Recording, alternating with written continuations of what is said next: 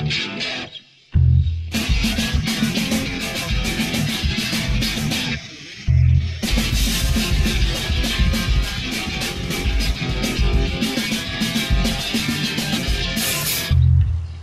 pessoal, Aquabeginner falando. Bom, estou retornando aqui novamente para passar as minhas primeiras impressões a respeito desse novo hobby, né, da meliponicultura. Como vocês já sabem, nos dois vídeos anteriores eu mostrei o início, o meu ingresso ao hobby, né, com a aquisição de 2 enxames da abelha jataí. E, assim como no aquarismo, é difícil você entrar num hobby desse, né, e tá comprando tudo já feitinho, né? Então, como lá no aquarismo, você quer comprar o seu aquário, comprar o seu substrato, escolher suas plantas, escolher seus peixes, tal, montar tudo, montar seu filtro. É uma etapa que faz parte do hobby, né? Aqui na meliponicultura também é praticamente a mesma coisa. Tem disponível muita gente vendendo, por exemplo, as caixas prontas, né? Vários tipos diferentes. Uns gostam mais de uns, outros gostam mais de outros tipos. Eu vou estar apresentando hoje 2 tipos para vocês, né? Aqui eu comecei, que é a AF no padrão vertical, e essa IMPA, né, que eu vou falar mais à frente. Bom, a AF no padrão vertical, eu vou sair um pouco de cena para mostrar mais a caixa, que é o que interessa. Esta AF no padrão vertical é a que eu estou usando nas minhas 2 primeiras colmeias. Eu não consigo desmontá-la porque elas já estão ocupadas, né, como vocês podem ver. Então esta daqui é a F no padrão vertical. É uma caixa comprida, quais eu vou fazer alguns comentários a respeito das impressões que eu tive com ela, né? O pessoal recomenda, né, que o comprimento máximo dela seja de até 50 centímetros. Aqui eu já fui teimoso, né, e fiz uma com 60 centímetros. Eu estou achando que eu pequei, né? Então, caso vocês optem também, em algum momento, por estar construindo uma caixa desse tipo, eu sugiro que vocês limitem-se aí em até 50 centímetros. Muita gente usa 40 centímetros de comprimento máximo, né? Então, esta está com 60. A parte do ninho, o ninho fica lá em cima, né? Então, qual que é o objetivo dessa caixa? É você deixar o ninho bem lá em cima, com 160, 150 milímetros de comprimento. Então, você põe uma divisória vazada, né, para as abelhas conseguirem trafegar para baixo e para cima da caixa, né? Então você põe o ninho nessa divisória vazada com 150 mais ou menos, 160 milímetros do topo até essa divisória, para que o ninho comece na divisória e vá até o topo. E aí na transferência você põe esse ninho lá no topo. O orifício de acesso, ele deve ficar aí mais ou menos uns 20 milímetros abaixo dessa divisória que você construiu para suportar o ninho, né? Por quê? Porque se você fazer esse orifício de acesso na altura do ninho, né, nessa medida aí de 150, 160 milímetros, pode ser que as abelhas lacrem na altura da divisória e não utilizem essa parte de baixo. Então elas vão construir os potes de mel e pólen e o ninho, tudo naquela área ali de cima, e não vão utilizar essa parte de baixo. Então esse é o motivo pelo qual você deve fazer o orifício de entrada abaixo da divisória do ninho. Ok. Então, colocando o ninho lá em cima, elas utilizarão toda essa parte de baixo para a construção de potes de mel. O pólen provavelmente ficará lá em cima, porque o pólen geralmente elas posicionam bem perto do ninho. E essa parte de baixo elas devem preencher com mel. E aí vai variar de local para local, né? Mas o que eu tenho visto, o pessoal mais ou menos diz que anualmente, né, uma vez por ano, você vai estar abrindo a caixa, né? Na verdade a tampa é essa madeira aqui, que está aqui no fundo, né? Que também tem uns parafusos assim, né? Então eu retiro esses parafusos. Essa parte da frente que tem o orifício de entrada, além dos parafusos eu preguei, né? Que é para não sair. E a parte que sai, né, é esse fundo aqui, que está parafusado, somente parafusado. Então eu retiro esses parafusos, retiro essa tampa. Uma outra coisa que, se eu fizesse essa caixa novamente, eu mudaria, é que aqui eu fiz uma tampa inteiriça, então ela é de fora a fora. Então numa próxima, o que eu faria? Eu dividiria essa tampa em duas. Faria uma tampa que tampasse apenas a área do ninho lá em cima, e uma outra tampa que tampasse e destampasse a parte do mel aqui embaixo. Porque aí, quando eu for retirar o mel, eu retiro apenas a tampa aqui da parte de baixo e não mexo lá em cima com a parte do invólucro do ninho nem nada. Então elas sentiriam menos dessa forma. Tá, então, tirando aqui, vamos supor que essa aqui seja a tampa, né? Retirando a tampa para você extrair o mel, notando que está tudo completamente coberto com mel, você passaria uma faca, né, cortando em pequenos filetes aqui, esses potes de mel, e aqui embaixo você apararia o mel que escorre, né? O mel da jataí ele é bem ralo, né? Não é tão denso como o da Apis mellifera. Então esse mel escorreria até o fundo, né? E aqui no fundo você colocaria um pote com uma peneira, com um pano, para ir coando, né, as impurezas que porventura caiam aí nesse processo. E coaria todo esse mel. Tá, então, deixa eu ver se eu esqueci de mais alguma coisa. Essa daí é a caixa modelo AF vertical. Tá. O material de fabricação. Aqui, como vocês podem ver, eu optei por comprar essa madeira porque foi uma das a primeira caixa que eu fiz logo no começo, depois de ter visto poucos vídeos. Elas aceitaram bem a caixa, porém hoje eu não compraria esse tipo de madeira que é umas lascas coladas, né? Não sei exatamente qual é o processo de fabricação dela, nem a resistência. Lá onde eu comprei me disseram que ela resiste bastante ao tempo, se não for diretamente submetida a chuva e sol, né, que é o caso, né, aqui, no meu caso. Mas o ideal seria utilizar essas madeiras maciças, né? O pessoal recomenda bastante o cedrinho, né? O cedrinho é uma madeira muito boa aí para a construção desse tipo de colmeia.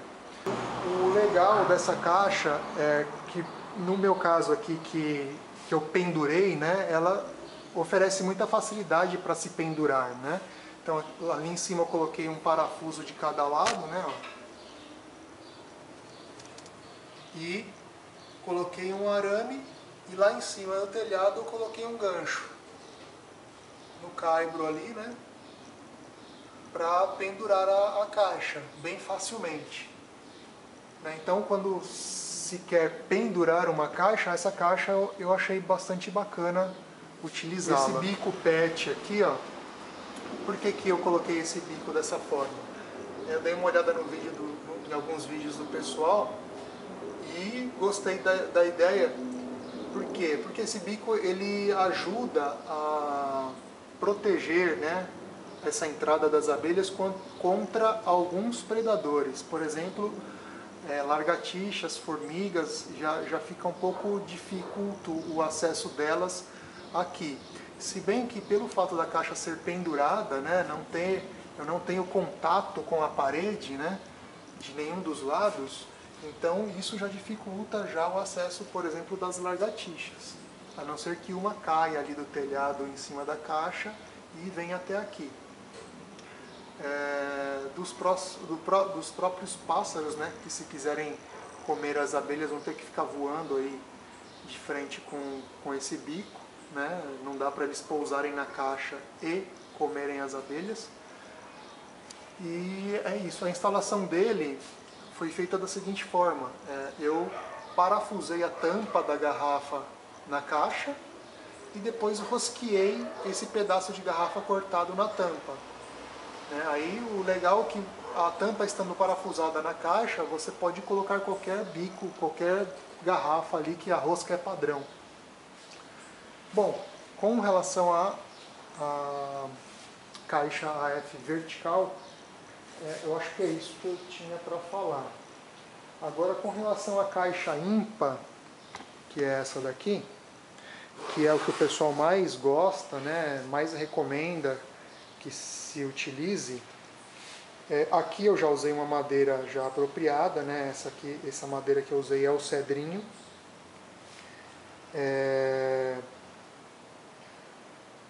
Eu comprei, né, aí no começo é assim mesmo, né, a gente erra bastante para depois ir se aperfeiçoando. Eu comprei uma tábua. E construí a caixa inteira com essa tábua, né, de cedrinho. A tábua aí na espessura de 2 centímetros por 2 metros, dá para fazer uma caixa dessa daqui. Porém, como eu queria fazer uma caixa que tivesse uma parede de pelo menos 4 centímetros, né, que é o caso aqui, vocês podem ver que a parede aqui ela tem 2 tábuas, uma colada na outra, com 4 centímetros de espessura. Aí eu já não gostei muito de utilizar a tábua. Eu vi que tem algumas madeiras que você já compra o caibro já mais ou menos dessa espessura, né? E a altura você pode escolher também. As próximas caixas que eu fizer, com certeza eu farei dessa forma. Eu comprarei já o caibro, eu dei uma olhada, parece que tem um cambará que eles vendem com a espessura de 5 e a altura tem a partir de 5 também, de 5 centímetros. Tem 5, 7, 8, 11 centímetros de altura, né? Porque aí facilita bastante, você corta apenas os pedaços e prega uma única vez, você já tira um módulo desse daqui. Então, no caso da caixa ímpar, vamos lá. Tirando todo mundo aqui, começando lá do fundo, eu fiz algumas alterações com relação ao que o pessoal costuma fazer. O pessoal costuma fazer apenas uma tábua no fundo e aí já começa a construir o módulo do ninho, né? Por cima dessa tábua, né? Então vem uma tábua, o ninho e o furo de entrada é feito mais ou menos no meio aqui do ninho. O furo fica com esse comprimento aqui, né, da espessura do ninho, que nesse caso aqui é de 4 centímetros. Eu peguei um pouquinho da ideia de um rapaz do YouTube também, achei bastante bacana. Eu coloquei uma segunda tábua por dentro aqui do ninho. Então eu tenho essa primeira tábua, né? Em cima dessa tábua tem uma outra pregada aqui em cima por dentro do ninho, né? Na verdade, essa outra ela tem esse comprimento interno aqui, né? Então eu tenho aqui, se eu não me engano, acho que é 140 por 140. A medida interna aqui é de 100 milímetros.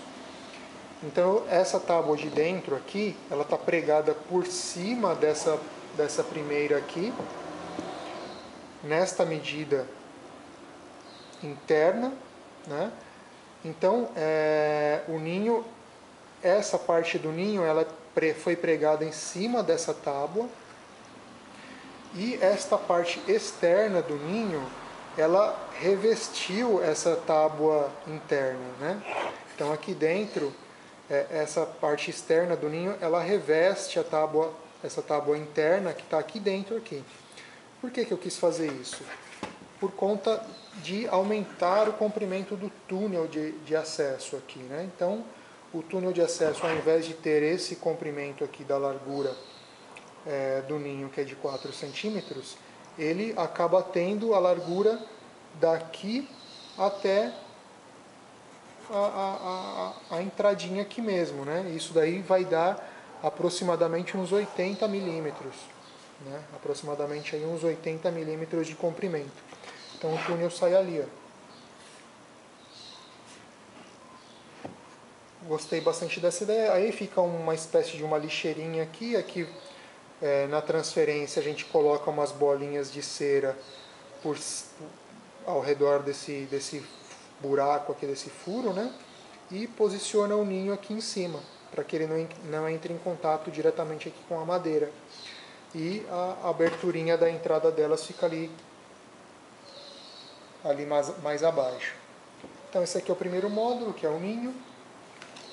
Aqui por cima será colocado um acetato, na verdade dois, né? Dois acetatos como este daqui, com um círculo recortado aqui, bem ao centro. Para que é esse círculo? Para que o ninho possa crescer até o próximo módulo, que é chamado de sobreninho, né? Então os discos de cria eles vão sendo postos, né, pela rainha, e ela vai subir com isso até o próximo módulo,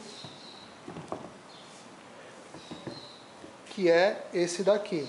Então o primeiro módulo aqui eu tenho ele com essa madeira, embora ela é um pouquinho mais larga do que essa de cima, mas internamente, pelo fato de aqui dentro a gente ter uma tábua, na prática, aqui dentro, tá vendo? É a mesma largura essa da do ninho que está lá embaixo, que é de 6 centímetros.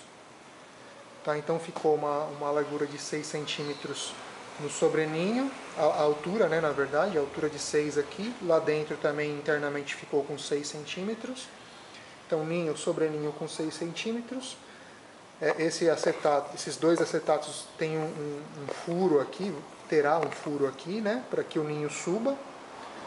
E daqui para cima, os acetatos que serão colocados em cima aqui do sobreninho, né?